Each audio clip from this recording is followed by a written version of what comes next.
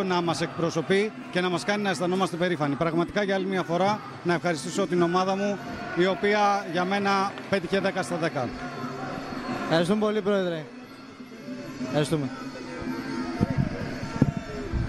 Αυτός ήταν λοιπόν ο πρόεδρος της Πανελλήνιας Ομοσπονδίας του Muay Thai, κ. Ιωάννης Παπαδόπουλος.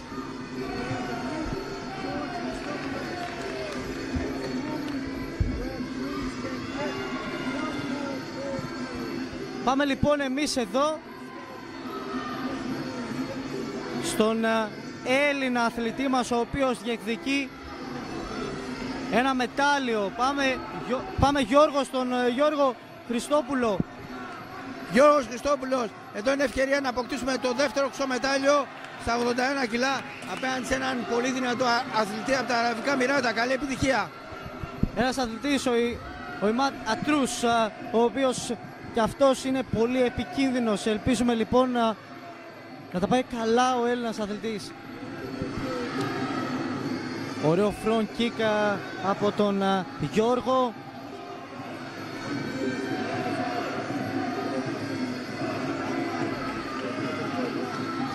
Πολύ ωραία χτυπήματα από τον Γιώργο, προσπαθεί να βρει την απόσταση. Ο Αρτούς δεν έχει δώσει κάποιο χτύπημα, τώρα έδωσε κάποιο low.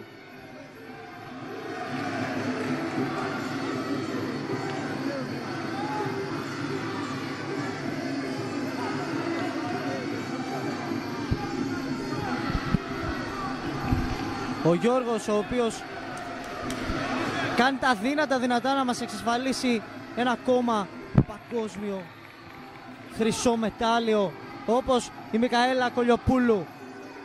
Θέλει να μπει λοιπόν στο βάθρο των νικητών.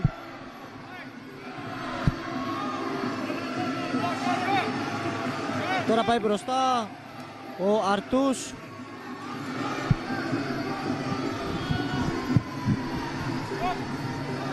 Ωραία να δει από τον Γιώργο.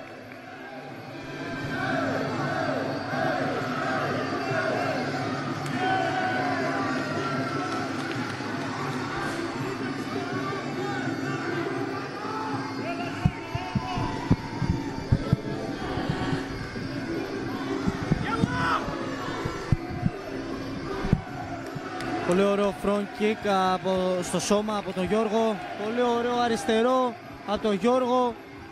Jab, straight jab, ο οποίος κινείται συνεχώς στο ring.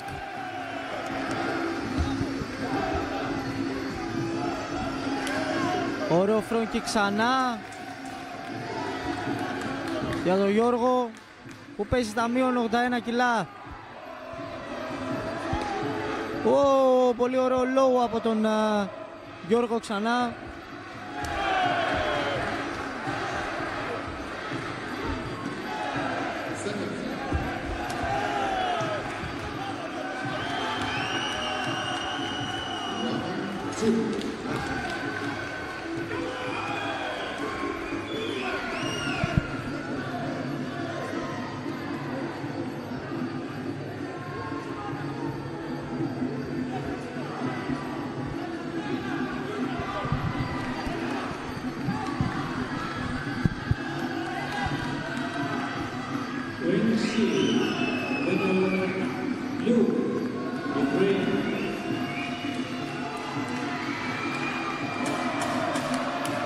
Ωραίο λόγο από τον Αρτούς και κάπως έτσι θα τελειώσει ο πρώτος γύρος. Γιώργο.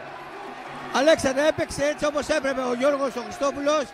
Κράταγε την απόσταση σωστά, έπαιρνε τα σημεία του με μπροστινό λάξιμα, με ένα επικίνδυνο κυκλικό, απίθανα χέρια για την κατάλληλη στιγμή. Και εγώ θεωρώ ότι είναι ξεκάθαρος ομόφωνος ο γύρος υπέρ του Χριστόπουλου.